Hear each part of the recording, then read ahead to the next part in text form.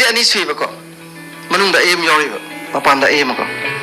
ꯑꯩ ꯑꯅꯤꯁꯦ ꯋꯥꯔꯤ ꯌꯥꯝ ꯇꯣꯏ ꯁꯥꯒꯗꯕꯅꯤ ꯃꯅꯨꯡꯗ ꯌꯥꯎꯔꯤꯁꯦ ꯀꯣꯟꯁꯥꯏꯟꯁ ꯀꯧꯏ ꯑꯗꯨꯅ ꯃꯥꯗꯤ ꯃꯅꯨꯡꯗ ꯌꯥꯎꯔꯤꯕ ꯑꯩꯁꯤꯗꯤ ꯀꯌꯥꯝ ꯐꯒꯦꯗꯅꯦ ꯐꯠꯇꯕ ꯊꯕꯛ ꯑꯃꯐꯥꯎ ꯇꯧ ꯌꯥꯔꯣꯏ ꯃꯥꯗꯤ ꯁꯦ ꯅꯪꯅ ꯏꯃꯥꯗꯤ ꯂꯨꯄꯥ 50 ꯍꯨꯔꯥꯟꯒꯦ ꯇꯧꯕ ꯃꯅꯨꯡꯗ ꯏꯃꯥ ꯍꯥꯏꯔꯛꯀꯅꯦꯕ ꯇꯧꯕꯗ ꯏꯃꯥ ꯋꯥꯕꯅꯤꯗ 50ꯗꯣ ꯂꯧꯊꯣꯛꯄꯤꯔꯨꯗꯥꯏꯒ ꯍꯥꯏꯕꯅꯦꯕ ꯅꯪ ꯍꯦꯛ ꯂꯧꯊꯣꯛꯑꯦꯅ ꯂꯧꯊꯣꯛꯄ ꯌꯥꯔꯦꯅ ꯑꯗ ꯃꯥꯅ ꯍꯥꯏꯔꯛꯄꯁꯦ ꯇꯧꯕꯤꯗ꯭ꯔꯕ ꯃꯤꯁꯦ ꯌꯥꯝ ꯐꯒꯜꯂꯦꯕ ꯑꯗꯩ ꯃꯣꯕꯥꯏꯜꯁꯤ ꯅꯪ ꯁꯨꯝ ꯇꯧꯕ ꯄꯔꯤꯈꯥ ꯃꯌꯥꯗ ꯃꯥ ꯑꯗꯨꯝ ꯍꯥꯏꯔꯛꯀꯅꯦꯕ ꯄꯔꯤꯈꯥ ꯌꯦꯡꯉꯤꯗ ꯈꯔꯗꯤ ꯂꯥꯏꯔꯤꯛ ꯄꯥ ꯐꯔꯅꯤꯗ khadi hemandra nang bogaira arigi sum koimina ba ai boyfriend girlfriend koimina base sum thengzela ba adum harakani yameda koire isi yada halajida gar ba adum harakani ba hai bane adu conscience ai je dune ba ai ani hai je subsidy ai je ai ani ji wari sabna kana gumana di ahan bai gi wajaji kana no ha de manungi ai dune na teacher de je wajada pi de ba itondam to je ba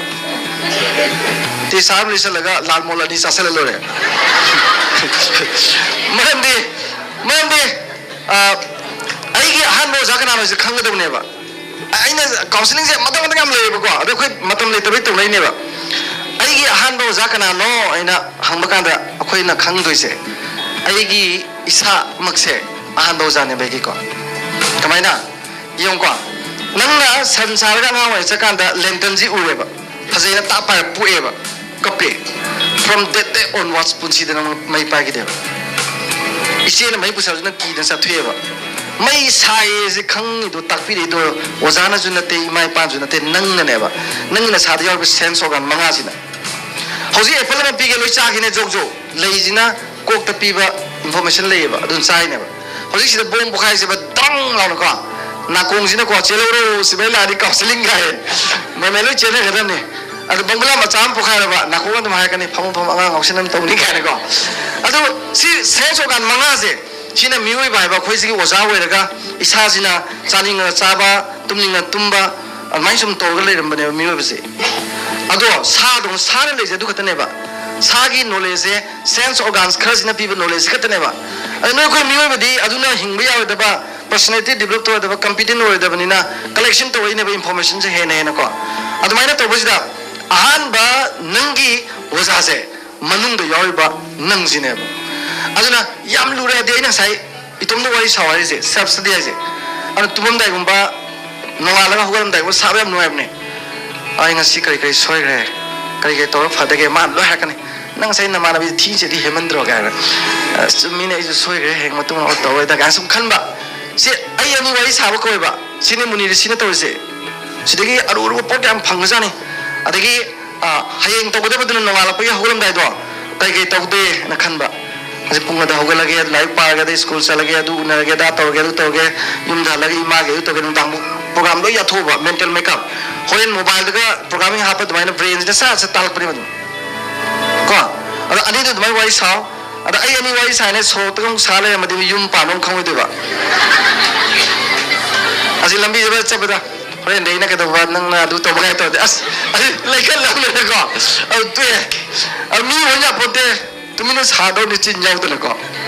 अरे इमानबनी jar हंग लाइने Matang चादना हंगजगद बैतोंदा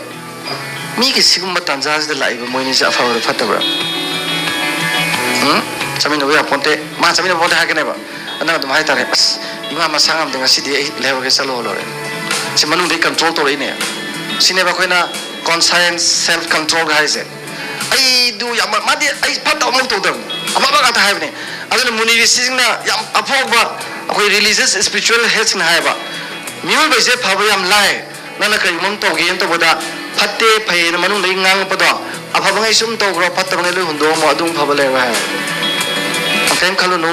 please try to make dialogue yourself in between your eye right सिम फाबनि को अखोइ याम फजना practice तोरबने अखोइ सेमिनार रुर बुसपसे आई लाइक पाब लोय लोयना फैजो पलन सुगलगने माना दु हंगदे ने करै खुमने अलमाना अदु दु खुमु केनो अदे अदु हंगदने कमाय तो अदमा येलु केनो गा तो बसे मेंटल मेकअप से मिनिट अदु क्वेश्चन तरा को सा सेमदो गा हंगबा हें सालाव थोल का द प्रॉब्लम नते चिन मेंटल प्रिपरेशन आइजे मेंटल प्रिपरेशन आइजे नोय अनिन तो दोनी आई मनुंग दिदे आई ने अदु मनुंग गे दु याम के न नाना थमो ꯑꯩꯈꯣꯏꯅ ꯃꯊꯛꯇ ꯁꯥꯄꯣꯟ ꯂꯣꯏꯗꯅ ꯈꯣꯠꯇꯅ ꯑꯦꯁꯦꯟꯁꯀ ꯇꯩꯕ ꯑꯗꯨꯃꯥꯏꯅ ꯀꯣ ꯃꯅꯨꯡꯒꯤ ꯑꯩꯁꯦ ꯌꯥꯝ ꯅꯥꯜꯍꯟꯒꯗꯕꯅꯤ ꯆꯥꯎꯈꯠꯂꯛꯄ ꯃꯇꯝꯒꯤꯗꯤ ꯃꯤꯁ ꯀꯟꯇꯦꯁꯇ ꯑꯣꯏꯒꯦꯔꯥ ꯑꯃꯗ ꯑꯣꯏꯒꯦꯔꯥ ꯃꯄꯥꯟꯗꯁꯨ ꯌꯦꯡꯉꯔꯣꯏ ꯃꯅꯨꯡ ꯐꯖꯕꯗꯤ ꯌꯦꯡꯉꯛꯀꯅꯤꯀꯣ ꯑꯗꯨꯅ ꯀ꯭ꯋꯦꯁꯟ ꯌꯥꯎꯏꯗꯣ ꯅꯋꯥꯏ ꯌꯥꯎꯔꯝꯕ ꯅꯠꯇꯦ ꯑꯉꯥꯡꯅ ꯄꯨꯔꯒ ꯆꯠꯍꯜꯂꯛꯏꯗꯣ ꯃꯥ ꯌꯦꯡꯉꯛꯏꯅꯦꯕ ꯃꯥꯒꯤ ꯕꯤꯍꯦꯕꯤꯌꯔꯒꯁꯦ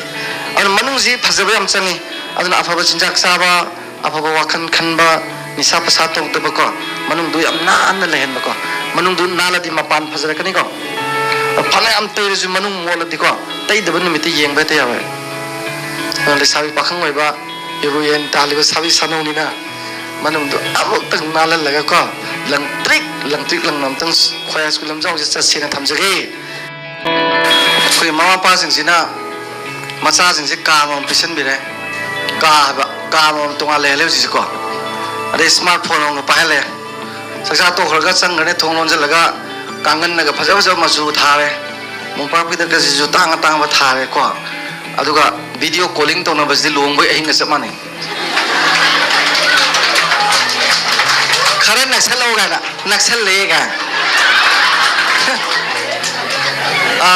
ख्वाइदगी लाइव से पुंग तरे देख ताबगा टेलीफोन लोई मवा पा लक्सलगा माइ कस्टडी थंगदबा आई तवे आइगे इचानो आइगे दे त्रा तुगाइ से पाखंग साबि हादेना आई पुंग तरे ता लोई लक्सल थमितेल आई दिन्दि क्या तौदमने नुंदांग जी ओरे मोय का तो वाला नुआइ हे मोय म्या अस बेरानी नाय दना ले मा चेजलुरगा लुहोंबगी मोंग कपले म्याजिन अदुना सिगी जी चेक तौसेदी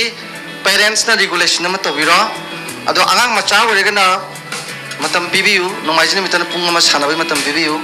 अदो अतै मतमदना पुंगाम पिबियु मोबाइल जो याम सातीन फव पोट अमने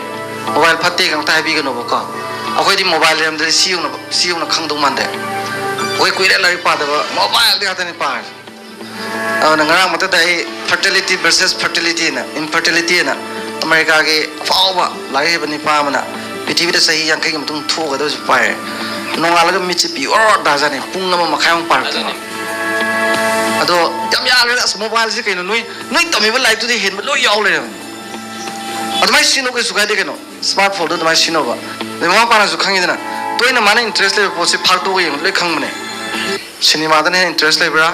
गेम दन लेब्रा सिनेमा दजु जुचा दबना हेन लेब्रा अदम येंग याब लोइनबा अदुगा एडवाइस तो विनी रेगुलेट तो बिबि आइको अदमाइ तौसे तौजा को पैशन बा इस एग्जाम फाइको अदुगा इसाना कंट्रोल तोरगदि केम प्रॉब्लम नतेको अदु नत्रगदि होजि ग्लोबल गोना अनुभव लाइना अमा थोले हाजे साइकोलॉजिकल डिसऑर्डर इलनेस ने या मरुइना अंगांग दिगे हेना युम पालब मपाजिने हेलेबा नाबजे अंगांग मचागदि रेगुलेट तो बियो नुमित खुदिंगी मोय पुंगाय मु साननबा पिबा याय नुंदावरम गो बोइगरा मतमम पिबिरो संडे दना पुंगमा सानन बियो मोयना सानाय दुजु काना बिया यावरि बागा मसाना सानाय जियो अना हजिति आईसीटी की मतमनिना अदु मोयना तौजबदु याय तबदु रेगुलेट तो ai nuba masa jing nubi koina jabe ai ingkalakpa matamni anamtana thingujunga moy aina yam hairamni nama pane thingjin nabo ani tumina bra la bai toine ba ra khangri gule to thamung de nongma program sakadabni gana numittu numini ni walang de gona haigadabni aina gari pa sing to kani lupa sama pini ado pung adu gi mangda halakadabni kaima pung du gi mangda halaktraba mathang thai cancel ka ai de regulate lo to bi wa banda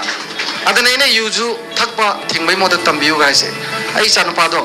mana ahanni monda yu thamada monda ani rakpi do isan pa atom do ana thamada amu ai gina thamada mari da ahoi mung lo yana to ine mam di yu thakpa se mai ki 7 days interval le ha ne ba adang ngamjari no mitrani gap le bi ai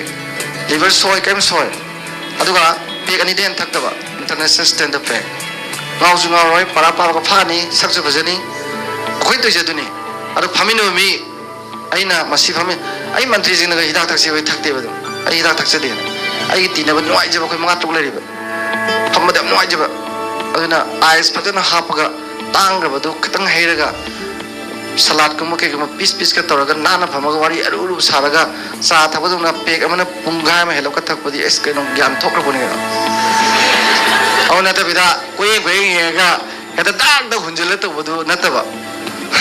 आइदि सा अदमै लोपि अदु हाइजे आइगि साजु दम थाम the अनि थौ हाइदो थकिदो थाजु मयाम यायो ꯑꯩꯈꯣꯏꯁꯨ ꯊꯛꯇꯕ ꯊꯥ ꯐꯥꯔ ꯌꯥꯎꯋꯦꯕ ꯑꯗꯨꯒ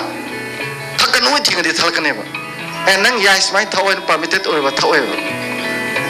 ꯊꯛꯅꯤꯡꯕ ꯅꯨꯃꯤꯠ ꯊꯛ ꯌꯥꯁꯤ ꯋꯥꯔꯒ ꯑꯗꯨꯝ ꯊꯛꯑꯔꯣꯏꯕ ꯑꯁ ꯀꯥꯏ ꯑꯗꯨꯝ ꯇꯧ ꯌꯥꯄꯣꯠꯇꯦꯀꯣ ꯃꯧꯅꯥ ꯂꯦꯡꯖꯟꯕꯤꯔꯤ ꯃꯌꯥꯝꯁꯨꯀꯣ ꯅꯨꯄꯥꯅ ꯑꯩꯒꯤ ꯅꯨꯄꯥꯅ ꯉꯥꯎꯁꯤꯟꯅꯕꯒ ꯌꯧꯔꯗꯤꯅꯦ ꯌꯥꯝꯅ ꯑꯗꯨꯗ ꯆꯩꯕꯤꯔꯨꯅꯨ ꯑꯩꯈꯣꯏ ꯅꯨꯄꯤꯁꯤꯡꯗꯤ ꯌꯥꯝ ꯄꯪꯕꯅꯤꯅꯀꯣ ꯀꯣꯂꯦꯖ ꯑꯣꯖꯥ ꯑꯣꯏꯕ ꯅꯨꯄꯤ ꯐꯥꯎ ꯃꯍꯩ ꯊꯤꯕ ꯆꯠꯂꯦꯕ ꯃꯥꯏ ꯅꯨꯄꯥꯗꯨ ꯅꯨꯄꯤ ꯑꯇꯣꯞꯄ ꯑꯃ ꯀꯣꯏꯈ꯭ꯔꯦꯅ ꯃꯍꯩ ꯊꯤꯕꯁꯤꯅ ꯅꯨꯡꯁꯥ ꯃꯔꯛ ꯆꯞꯃꯟꯗꯅ ꯆꯥꯏꯔꯨꯡꯕꯗꯨ ꯀꯣꯞꯁꯜꯂꯛꯑꯦ ꯃꯁꯝ ꯃꯅꯥꯁꯨ ꯇꯠꯁꯜꯂꯛꯑꯦ ꯑꯗꯒꯤꯗꯤ ꯆꯥꯛ ꯆꯥꯕ ꯅꯨꯡꯉꯥꯏ ꯌꯥꯗꯕꯒꯤꯁꯨ ꯐꯤꯕꯝ ꯁꯣꯛꯁꯜꯂꯛꯑꯦ ꯑꯗꯩꯗꯤ ꯑꯗꯨꯝ ꯑꯇꯣꯝꯕꯤꯗꯨꯒꯤ ꯃꯅꯥꯛꯇ ꯑꯗꯨꯝ ꯄꯨꯔꯥ ꯂꯩꯈ꯭ꯔꯦ ꯑꯗꯨꯒꯤ ꯁꯔꯨꯛꯄꯨꯗꯤ ꯑꯩꯅ ꯍꯥꯏꯖꯔꯤꯅꯅꯦ ꯇ꯭ꯔꯤꯠꯃꯦꯟꯁꯦ ꯈꯨꯇꯣꯛ ꯂꯩꯌꯦꯕ ꯑꯩ ꯍꯥꯏꯖꯔꯤꯅ ꯄꯥꯔꯂꯔꯗ ꯆꯪꯂꯒ ꯇꯞꯅ ꯀꯦꯊꯔꯕ ꯆꯠꯂꯝꯗꯥꯏꯗ ꯁꯦꯕꯥ ꯖꯔ ꯇꯧꯁꯟꯕ ꯌꯥꯝ ꯆꯠꯍꯟꯅꯤꯡꯕ ꯃꯥꯁꯦ ꯌꯥꯝ ꯆꯠꯍꯟꯅꯤꯡꯕ ꯊꯕꯛꯁꯦ ꯀꯣꯏꯕꯒꯁꯦ ꯍꯣꯔꯦꯟ ꯍꯟꯕꯤꯔꯣꯏꯗ꯭ꯔꯣ ꯀꯥꯏꯅ ꯍꯥꯏꯖꯤꯟꯕ ꯑꯩ ꯍꯜꯂꯛꯇꯕꯁꯦ ꯌꯥꯝ ꯄꯥꯝꯖꯕ ꯃꯑꯣꯡ ꯇꯧꯁꯟꯕ ꯃꯥꯅ ꯑꯃꯨꯛ ꯈꯜꯂꯛꯇꯣꯏꯁꯤꯅ ꯑꯃꯨꯛ ꯀꯦ ꯂꯩꯔꯒ ꯑꯩꯁꯨ ꯍꯜꯂꯛꯅꯤꯡꯍꯟꯗꯕꯗꯧ ꯇꯧꯋꯦ ꯃꯁꯤꯕꯨ ꯀꯅꯥꯒꯨꯝꯕ ꯈꯪꯅꯔꯖꯥꯠꯂ ꯌꯨꯝꯗꯒ ꯄꯥꯊꯣꯛꯑꯣꯏꯗꯕꯅꯤ ꯍꯥꯏꯗꯤ ꯁꯤ ꯕꯤꯍꯦꯕꯤꯌꯔꯦꯜ ꯑꯦꯁꯦꯁ ꯇꯧꯔꯒ ꯂꯧꯔꯤꯕ ꯁ꯭ꯇꯦꯞꯅꯦꯕ ꯃꯥꯏꯕꯅꯕꯨ ꯀꯔꯤ ꯈꯪꯗꯣꯏꯅꯣ ꯑꯗꯩ ꯄꯩꯁꯥꯁꯨ ꯚꯥꯔꯤ ꯇꯤꯡꯕꯀꯣ ꯐꯔꯛ ꯇꯥꯔꯒꯅ ꯃꯥꯏꯕꯅ ꯂꯧꯔꯦ ꯀꯥꯏꯁꯨ ꯌꯥꯎꯔꯤ ꯑꯩꯅ ꯍꯥꯏꯖꯔꯤꯗꯤ we have need to use the logic reasoning to ꯁꯤꯅꯁꯦ ꯍꯥꯏꯕꯅꯤꯗꯀꯣ ꯔꯤꯒꯨꯂꯦꯁꯟꯁꯦ ꯀꯧꯕꯤꯅꯨ ꯑꯉꯥꯡ ꯐꯒꯦꯔꯥ ꯐꯔꯣꯏꯔꯥ ꯃꯣꯕꯥꯏꯜ ꯄꯥꯏꯒꯦꯔꯥ ꯄꯥꯏꯔꯣꯏꯔꯥ ꯍꯤꯗꯥꯛ ꯊꯛꯀꯦꯔꯥ ꯊꯛꯑꯣꯏꯔꯥ ꯀꯣꯏꯅꯒꯦꯔꯥ ꯊꯥꯕꯜ ꯆꯣꯡꯒꯦꯔꯥ ꯂꯣꯏꯅꯃꯛꯁꯦ ꯔꯤꯒꯨꯂꯦꯠ ꯇꯧꯕꯤꯌꯣ ꯂꯣꯏꯅꯃꯛꯁꯦ ꯐ꯭ꯔꯦꯝꯋꯥꯔꯛ ꯑꯃꯒꯤ ꯃꯅꯨꯡꯗ ꯔꯤꯒꯨꯂꯦꯠ ꯇꯧꯔꯗꯤ ꯐꯠꯇꯕ ꯄꯣꯠ ꯄ꯭ꯔꯤꯊꯤꯕꯤꯗ ꯑꯝꯇ ꯂꯩꯇꯦꯕ Sir, I haijingbadi class 10 bookida akoin leramiba magi akoin uriba warjiga 11 12 ta laitade am thina khenayeba ado school makta warju syllabus makta warju khuding ma khena banga to reba ado school jetle class matam du duration du sangtore akoi yamna waba adapt tawno hanabada adagi aigi friend circle loina kairakpagi nuaitaba ado me am lay aduga school thikna halaga warga school da wazana ngai bijing dun inspiration me am piraga khonage na khallaga di lakpa aduga halaga yamna ngamdaba adagi yung pressure kay kami ang sina ngamdi aduga khalje kamay na control to godage sam nusiye pwede hilka po kami yam phaba ngang ne yam phasana khalle ado pwede kem khalun dang sa haibdu de hi hon bani ithat masa masa thengnani lantholm sakidone na marup kaina bagi sinda gado pi du jo nonguna to siboina thok tholore adagidi school da ahong bula imi am su kai sukai de anu uza anu bu am lei dunjun ta ko na mon ta lore ra kari ba kairak sin kai ra ma ka ma de kai ra ma hong buna te ba same kai rak ne ban kari se a class 1 de gina nang 12 po kari ba kairak same kai rak ne ba kai ra ahong ma na te ba wangkhalak pai wa ne ba ko adun wangkhalak pa di khara di dum wai de na ko ta ga da gai ki ba wangkhalak pa gi su ka ba su khara lu ra pa matang oi ba ne ba ka khai lore adun ka khai kai di natra adum with firm determination nung ka ga da bani aduga like the time management phasana to if there is a very good management no problem at all ka physics chemistry biology maths adu da ga to bodo no magi lai ma tam jinse phasana manage to ai sidana si page sidana si page na ko aduga yam grab school gi matam du da khang po poto yam seriously taw akoi manipur gi problem lai sina kamai to ge da angang sang sida ma pa sing na mu soil sina angang sing sida coaching chatpa degidi class to ba ni gi pose ada coaching ji bagana to ramnina apa ba gozana to ramnina angang ji class job kan dem thawa sa deba ada moi class du pura mangale ada ina haining di coaching du chatlo ba class ki du ne revise oina taw ani ba seriously taw adu egidi life path ro ya ne ba ada ko gi coaching chale oza ai be ta thoramni akoi di unit ahum yogre school na unit ani de ngai na class du da ozana ngam su ta de tarang de ledna langsen na de khosen na de to dra matam loi mangan bane ba adu to de ba ko school gi du ne revise oina to usia ba coaching du na ahen bagyan lak paduga school na revise to ga padra bo yani aduga phajana manage to ba ko ani yamna anxiety leba ai da du ta da ya de du to ya de khalu no ko khalu no ai adu minor pressure pi base sokapalam da ju to na de aduga psychologist sing na ju to no hai ada ima ipana pire khalo ba ai gam to una lo ai di parenting su counseling sangi dana ko parenting su counseling sangi ana akoi yo si parent me ama counseling to hoi se mama mapa ka satra ka si pantak na to bunga magadi farak kan khale hosi mama pa jing jam parenting sa maruwe aduna yamna hosi thenai ba wa ba do madu part amani life ki ko college na mo ken nuwa kini college da di mo sa su thek thena roi class to boy sahi dum loi gani isana yamna ningkha tamna khangjar ko me amni du de reference like a paraga sum thirani ko aduga university thak yogna amuke nuai ne kusi research to gana amuke nuai ne lising tra ngam ju phangani tha den tra adedi mi nu jam be ba tor pne aduga oja ga wari ga saw level am sa pne am nuai ni ko kanna tamsi lari kaya matang karak pani problem nate awang basum kakhalak pani na tadan ma khotano khara pai tare wang mani na khara di hai ni ko adu khara section tare ko thank you very much sir ain haining is hosikan gi metric thawal oraga bullet am laibagi train am la is sir mama pa na oraga so isa gi di ten oraga bullet na tongnari sir sigi train la is kamaina parents kena mama pa parents kena masa jingje hona na wi tamakta isa gi di pasa pai isa gi di tawdani ko na si lai sir si wakalon je sir sigi matang magi suranjoina khangada base German is separate huim leda ledaina German is separate of the shekol wall ne on the German is separate loi bada pizza gadaba pitakadaba mongona sangadaba kiyam leba ana mi loi ne na German separate loi ga sum loi ram ni na maitei gi mongna sum loi ram ni na shekol won thore bo na ana bullet thori ba angang do mana khanjai jina ai German separate do ne khali ne ba kuiroi shekol wala ni kem war ar mama pana akhoi gi jigi suran jogi jam phajon tholai je anang sing ji work pa akhoi na lari pan matam dane kai dong me su se handang nang metric parekha ngamaga bullet am lebi ni ga haiba togi da ba parekha si paraje phab loi ba ne yerum afut pam pije ni ga ji togi da ba ko madu toga kai dore anang sing se hayeng ne officer wa kan dane mana ek thabam toloi ga paisa piwe ta kane ba sa angang wa de ma khalak reba aina kai gumam lo shaladi kai nom chaw phangena ala mase india gi wena sociologist me ano mase kana to boda khoi gi research to boda atai mo wem dreba each of the family ma pa na massage lai pan bo ga thabuk to boda adu loi bo ga si ma tongni na pise bi pithak bi loi to eba si culture jina angang je mai sen cha bane na magi final kana se conclusion ta chu meba aduna bullet lebi ni ada lebi ni ga ji to bi da ba Arisopudi, oh, dah kala di lebi ay, mana lalai su tambaga loy dan thabi ngang tor pada magi ama bai dama darkar wa gadi darkar wa di dum lebi bi ay ko, anu matung nau lagi gadi yaringai e bai do na to biro,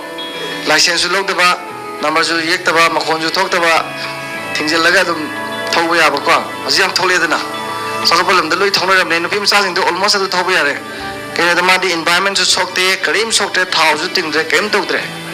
ko. Ado angang sing lebi ga du lebi ro bullet lebi ro no ado ga hosiki wang du gidi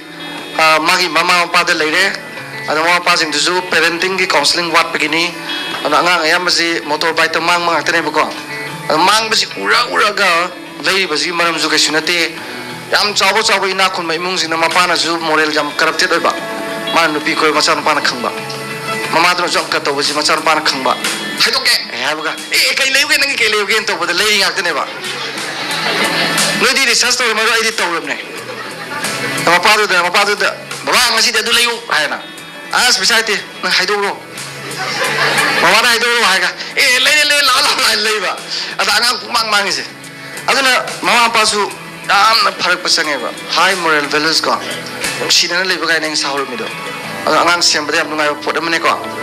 yam pare thank you very much nang da to nu